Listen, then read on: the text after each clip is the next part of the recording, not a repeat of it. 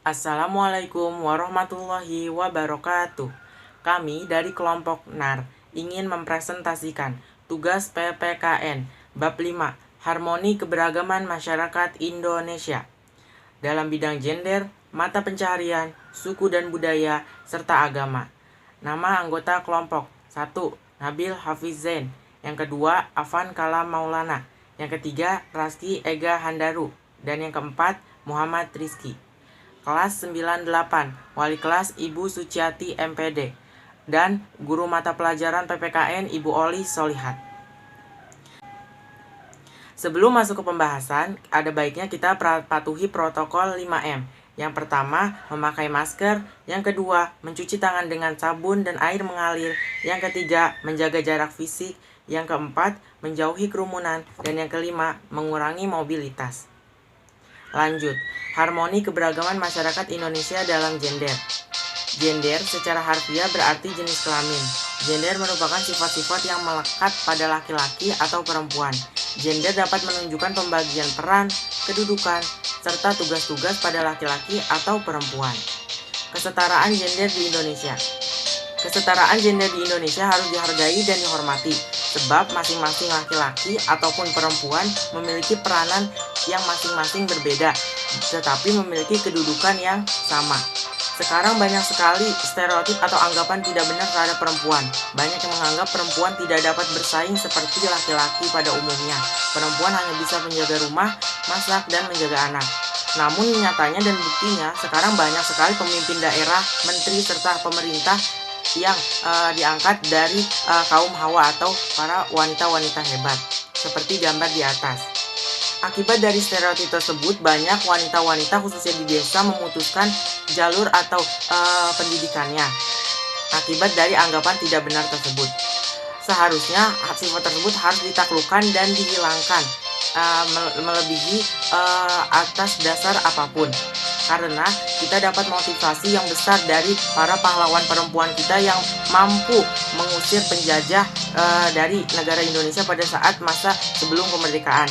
Contohnya yang pertama Rasuna Said, yang kedua Raden Ajeng Kartini, yang ketiga Dewi Sartika, yang keempat Cut Nyak Mutia, yang kelima Nyi Agung Serang, dan yang kelima yang keenam maksudnya Christina Marta Tiahahu.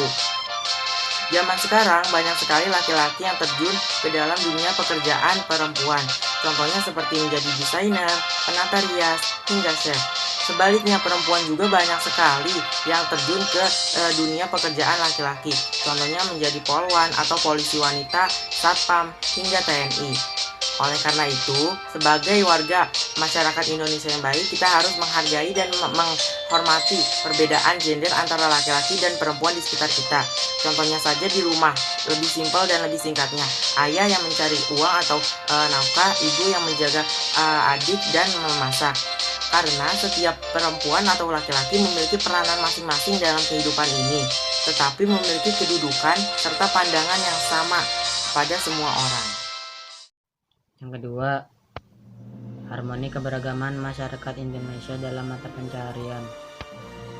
Mata pencaharian adalah cara yang dilakukan oleh sekelompok orang sebagai kegiatan sehari-hari dengan tujuan untuk pemenuhan kehidupan dan menjadi pokok penghidupan baginya. Ada beberapa contoh mata pencaharian, yaitu 1. Nelayan. Nelayan adalah orang yang hidup dari mata pencaharian hasil laut secara sederhana. Nelayan adalah orang yang melakukan kegiatan penangkapan ikan. 2. Petani. Petani adalah orang yang bergerak di bidang pertanian, utamanya untuk melakukan kegiatan pengelolaan tanah dengan tujuan untuk menumbuhkan dan memelihara tanaman seperti padi, buah-buahan, bunga, dan lain-lain, dengan harapan untuk memperoleh hasil tanaman tersebut digunakan untuk sendiri ataupun menjualnya kepada orang lain. 3. Perdagangan. Perdagangan atau perniagaan adalah kegiatan tukar-menukar barang atau jasa atau keduanya yang dilakukan dengan cara kesepakatan bersama, bukan pemaksaan. Pada zaman modern, kegiatan perdagangan ini dilakukan dengan cara penukaran uang. Yang keempat, Bercocok tanam. Bercocok tanam adalah mengusahakan sebuah lahan untuk ditanam dan menggarap lahan untuk menghasilkan panen.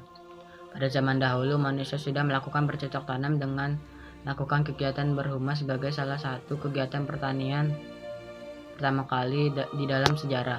Kesimpulannya adalah oleh karena itu pendapatan atau penghasilan rakyat Indonesia sangatlah beragam. Ada yang tingkat pendapatannya rendah, sedang, hingga tinggi. Ketiga, harmoni keberagaman masyarakat Indonesia dalam suku dan budaya. Budaya adalah hasil cipta, rasa, dan karsa manusia memenuhi kebutuhannya. Suku bangsa adalah kesatuan sosial yang dapat dibedakan dari kesatuan-kesatuan sosial lain berdasarkan kesadaran akan identitas perbedaan kebudayaan, khususnya bahasa.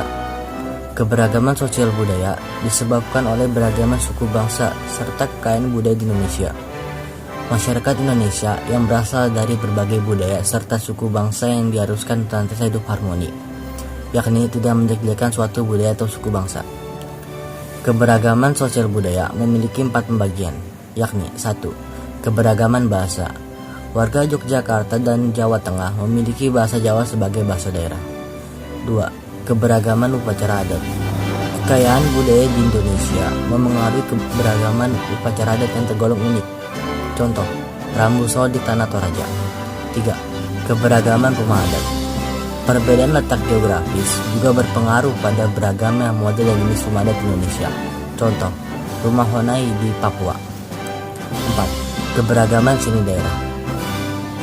Kesenian daerah di Indonesia sangat beragam. Contoh, tari kecak dari Bali. Oleh karena itu, kita harus hidup harmoni dalam keberagaman suku dan budaya untuk menghindarkan masyarakat dari konflik atau perpecahan. Keempat, harmoni keberagaman masyarakat dalam agama. Indonesia memiliki 6 agama yang diakui, yaitu Islam, Kristen, Katolik, Hindu, Buddha, dan Konghucu. Setiap agama memiliki tempat ibadahnya masing-masing. Umat Islam beribadah di masjid, umat Kristen dan Katolik beribadah di gereja, umat Hindu beribadah di pura, umat Buddha beribadah di wihara, dan umat Konghucu beribadah di kelenteng. Contoh sikap dan perilaku bertoleransi, kasih sayang, tegang rasa, dan kerjasama. Di dalam kehidupan sehari-hari di sekolah, yang pertama, kita menghargai dan menghormati teman yang berbeda agama. Kita juga tidak membeda-bedakan dalam bergaul, dan kita juga menjenguk teman yang sedang sakit. Kalau di dalam kehidupan sehari-hari di masyarakat, contohnya adalah kita saling menghormati dan menghargai perbedaan suku dan agama di lingkungan masyarakat. Berikutnya, kita juga tidak membedakan suku, ras, atau golongan. Di dalam kehidupan berbangsa dan bernegara, contohnya adalah mengakui dan menghargai hak asasi manusia. Lalu, kita menjalin hubungan yang baik antar umat beragama dan menciptakan rasa persatuan dan kesatuan. Perbedaan agama adalah sesuatu yang wajar. Namun, perbedaan yang ada tidak boleh memecah belah kita. Sebaliknya, sikap toleransi harus kita tanamkan supaya persatuan dan kesatuan dapat terwujud di masyarakat.